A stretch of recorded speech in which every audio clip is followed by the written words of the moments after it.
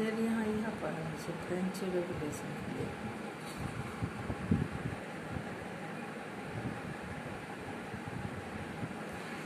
सब यहाँ पर आए थे।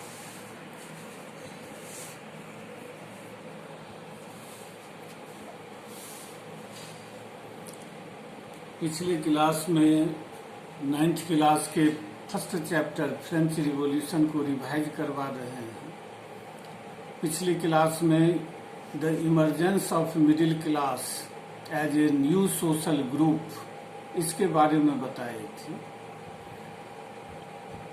यही मिडिल क्लास के लोगों के बीच ही जो बड़े बड़े ऑथर हुए, राइटर्स हुए, जिन्होंने नए विचार दिए, उनको फिलोसफर कहा गया है।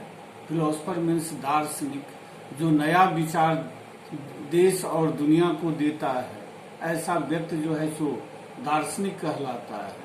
तो इस समय फ्रांस के मिडिल क्लास के लोगों के बीच बहुत सारे ऐसे फिलोसफर्स हुए, जिनमें से कुछ फिलोसफर ज्यादा लोकप्रिय हुए, जिसमें John Locke, Jean Jacques Rousseau, Montesquieu, Voltaire, ये सब वो फिलोसफर थे जिन्होंने ज्यादा नाम कमाया, ज्यादा लोकप्रिय लोगों के बीच हुए। इन लोगों ने एक नया विचार दिया, जिस विचार ने समाज को, खास करके कॉमन पीपल के लोगों के बीच ज्यादा जागरूकता पैदा की, उनको मानसिक रूप से फ्रेंच रिवॉल्यूशन के लिए तैयार किया। और इसका फिलोसफर का ये कंट्रीब्यूशन फ्रेंच रिवॉल्यूशन में अविस्मरणीय है, अनफॉरगेटेबल है। इसलिए आज हम डिस्कस करेंगे इन्हीं फिलोसफर्स के कंट्रीब्यूशन के। जिस तरह पिछले क्लास में बताए थे कि मिडिल क्लास के लोग, जिसमें बड़े बड़े किसान थे, जिनके पास रिच पीजेंट्स थे, जिनके पास अच्छी खासी जमीन थी, खुशहाल जीवन जीते थे। इसी मिडिल क्लास के लोगों के बीच बड़े बड़े एडमिनिस्ट्रेटिव ऑफिसर थे, जजेज थे, लॉयर थे, डॉक्टर थे, इंजीनियर थे, प्रोफेसर थे, क्लर्क थे, टीचर्स थे। ये सब इस मिडिल क्लास के लोगों के बीच थे। मिडिल क्लास के लोग एजुकेटेड थे, वेल्दी थे, और ये मिडिल क्लास के ये पढ़े लिखे लोग का ये मानना था कि सोसाइटी में किसी भी वर्ग को जन्म के आधार पर विशेषाधिकार नहीं मिलनी चाहिए। यानी no social groups in the society should be privileged by birth. इन लोगों का कहना था no person should be given a special honour और prestige in the society by the birth, कि जन्म के आधार पर किसी भी व्यक्ति को जो विशेष सम्मान या इज्जत जो है सो समाज में नहीं मिलनी चाहिए। A person's position in the society should be determined by his merit। समाज में लोगों की पहचान उसकी योग्यता के आधार पर होनी चाहिए, उसकी योग्यता के आधार पर निर्धारित की जानी चाहिए। मिडिल क्लास के ये पढ़े लिखे लोगों के इस विचार को फिलोसफर लोगों ने आगे बढ़ाया, जिसमें पहला नाम आता है जॉन लॉक का। जॉन लॉक ने 2 ट्रीटीज ऑफ गवर्नमेंट्स नाम की एक बुक लिखी। उसमें उन्होंने यह बता कि मोनार्क के पास उस समय the doctrine of divine and absolute rights of the monarch, यानी मोनार्क का जो ये राइट था, divine right, divine theory of kingship के नाम से भी जाना जाता है इसको, यानी राजा के देवीय अधिकार का सिद्धांत। इसके अंतर्गत उस समय वर्ल्ड भर के मोनार्क ये अपने आप को मानते थे कि उनको मोनार्क गॉड ने बनाया है, लोगों ने नहीं बनाया है। यानी कि इसका मतलब ये हुआ कि लोगों को ये कोई राइट नहीं है एक मोनार्क को हटाने का, भले ही वो कितना भी बड़ा अत्याचारी हो, कितना भी बुरा काम करने वाला हो, लोगों को क्रश करता हो, सप्रेस करता हो, लोगों को टॉर्चर करता हो, लेकिन लोग उसके विरुद्ध जो है आवाज नहीं उठा सकते थे, क्योंकि लोगों ने उसको मोनार्क नहीं बनाया। वो मोनार्क का कहना था कि यदि वह गलती करता है तो गॉड, क्योंकि गॉड ने उसको मोनार्क बनाया, इसलिए गॉड पनिश कर सकते हैं, लोग उसको पनिश नहीं कर सकते। यही था doctrine of divine and absolute rights of the monarch का यही विचार था। इस थ्योरी के अनुसार यही आइडिया थे मोनार्क के। जॉन लॉक ने टू ट्रीटीज ऑफ गवर्नमेंट में इस बात को उसने रिफ्यूट किया, खंडन किया, और उसने बताया कि नहीं, गॉड ने मोनार्क को मोनार्क नहीं बनाया है, बल्कि लोगों ने बनाया है। एक ट्रीटी के अंतर्गत लोग मोनार्क को बनाए। इसी बात को जॉन लॉक ने जिस बात को आगे बढ़ाया, जॉन लॉक ने जिस बात को बताया, उसी को जीन जैक रूसो ने और आगे बढ़ाया। और जीन जैक रूसो ने सोशल कॉन्ट्रैक्ट नाम की एक बुक लिखी। इसमें उसने बताया कि बहुत पुराने समय में जब समाज में कोई व्यवस्था नहीं थी, कोई मोनार्क नहीं था, रूलर नहीं था, तो समाज में जो बलवान लोग थे, जो स्ट्रॉन्ग मैन थे, ऐसे लोग कमजोर लोगों को सताया करते थे।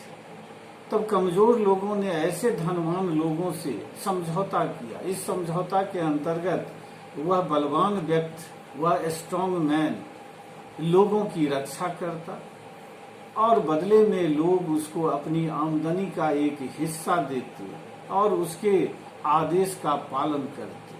तो जो लोग जो हिस्सा अपनी आमदनी का देते वही बाद में टैक्स कहलाया, और लोगों को जो वह आदेश देता था वही बाद में लॉ कहलाया, कानून कहलाया। जीन जैक रूसो ने बताया कि एक समझौता था, जिस समझौता के अनुसार मोनार्क को लोगों की रक्षा करनी थी। यदि कोई मोनार्क लोगों की रक्षा नहीं करता है, उसको सताता है, टॉर्चर करता है, तो ऐसे मोनार्क उस ट्रीटी को, उस समझौते को वो वायोलेट कर रहा है, उल्लंघन कर रहा है, और इसीलिए लोगों को अधिकार बनता है कि इस ट्रीटी को वह जो है तो तोड़ दे और ये अपना एक नया मोनार्क चुने। इस तरह ये सोशल कॉन्ट्रैक्ट के द्वारा जीन जैक रूसो या टू ट्रीटीज ऑफ गवर्नमेंट के द्वारा जॉन लॉक ने लोगों को यह बताया कि मोनार्क को, अत्याचारी मोनार्क को हटाने का अधिकार लोगों के पास। ये लोगों में कॉन्फिडेंस दिया, लोगों को लगा कि नहीं, वे ऐसे रूलर, लुई 16 ऐसे टायरेंट रूलर के अगेंस्ट में जो है सो वॉइस रेज कर सकते हैं, आवाज उठा सकते हैं, रिवोल्ट कर सकते हैं, रिवॉल्यूशन कर सकते हैं। यह राइट उनको जो है।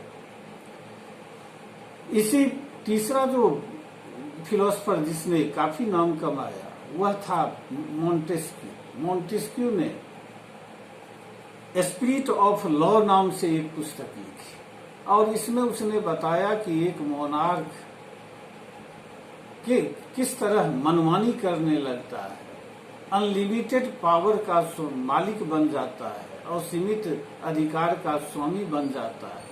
उसने बताया कि एक गवर्नमेंट के 3 ऑर्गन होते हैं, एक जुडिशियरी कहलाता है, एक लेजिस्लेचर कहलाता है, एक एग्जीक्यूटिव पावर, जिसके कारण उसको गवर्न करने का, कंट्री पर एडमिनिस्ट्रेशन चलाने का अधिकार मिलता है एक रूलर को। लेजिस्लेटिव पावर के अंतर्गत उसको लॉ बनाने का राइट मिलता है और जुडिशियरी पावर के अंतर्गत उसको किसी डिस्प्यूट को सेटल करने का राइट मिलता है, ये विवादों को सुलझाने का काम करता है वह। तो ये तीनों पावर्स, तीनों गवर्नमेंट के तीनों ऑर्गन्स के ये तीनों तरह के पावर्स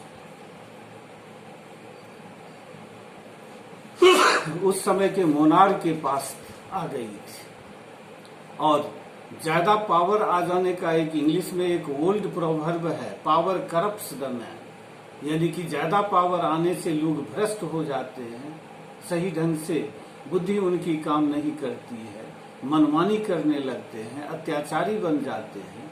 यही कारण था कि ये तीनों तरह के पावर्स ऑटोक्रेटिक मोनार्क के पास आ जाने के कारण वह टायरेंट हो जाता था, आताई बन जाता था, सप्रेसर बन जाता था, दबाने वाला बन जाता था।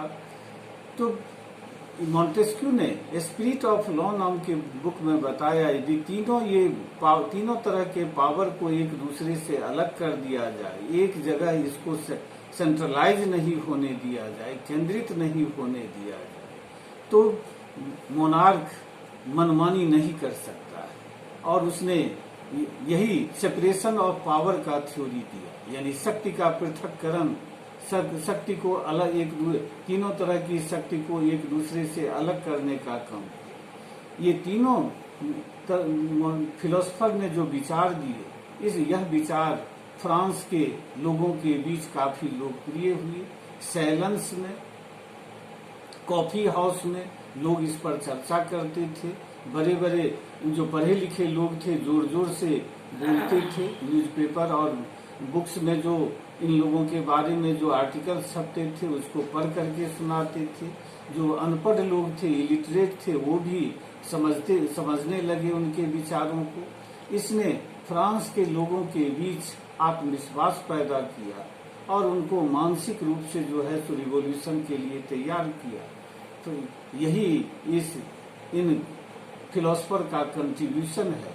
इसलिए यही कारण है कि फ्रांस की तरह परिस्थिति यूरोप के बहुत सारे देशों में थी, लेकिन फ्रांस में ही रिवॉल्यूशन इसलिए हुआ क्योंकि फ्रांस के तरह के फिलोसफर दूसरे यूरोप के देशों में पैदा नहीं हुए थे।